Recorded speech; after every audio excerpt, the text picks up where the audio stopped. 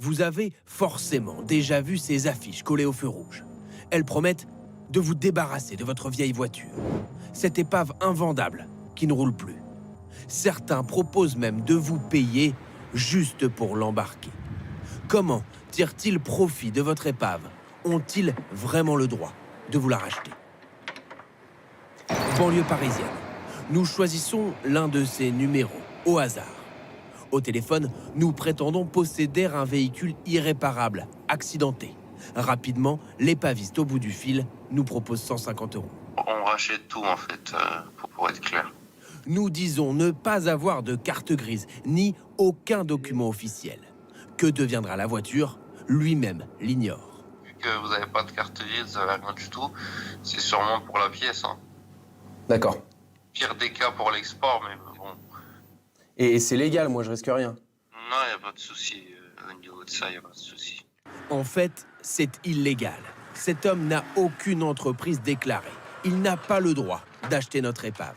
Et si nous lui vendons, nous risquons gros, 75 000 € d'amende, 2 ans de prison. Une peine sévère pour des questions de sécurité. Avec des experts et des garagistes un petit peu véreux, on remet une voiture en circulation qui était une épave, on la répare un petit peu comme ça, et elle devient dangereuse pour l'acheteur. C'est ce qui s'est passé pour cet homme que nous avions rencontré il y a plusieurs semaines. Au moment de l'achat, le véhicule semble en parfait état. C'est en fait une épave, avec 6 accidents au compteur. J'ai commencé à avoir des problèmes le premier jour. Je remets du lave-glace, 1 heure après, 1,5 litre de lave-glace sur le sol. On peut voir que le profil en acier est complètement tordu. Pour trouver un épaviste autorisé, chaque préfecture les recense sur Internet. Comme Mourad Kerani, venu enlever ce véhicule qui roule difficilement. Il fait un rapide état des lieux. Une vidange déjà. Une vidange, je regardais le problème des injecteurs. Et les feux. Cette fois, seules certaines pièces détachées peuvent être revendues. Un rétroviseur, 40 €. Un feu arrière, 60 €. Une porte avant, 100 €.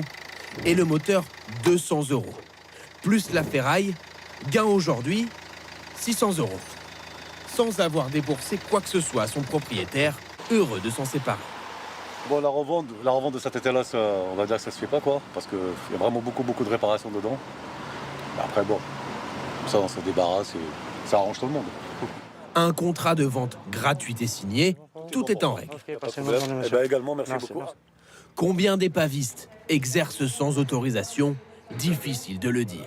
Mais on estime que chaque année, 400 000 épaves transitent par ces filières illégales.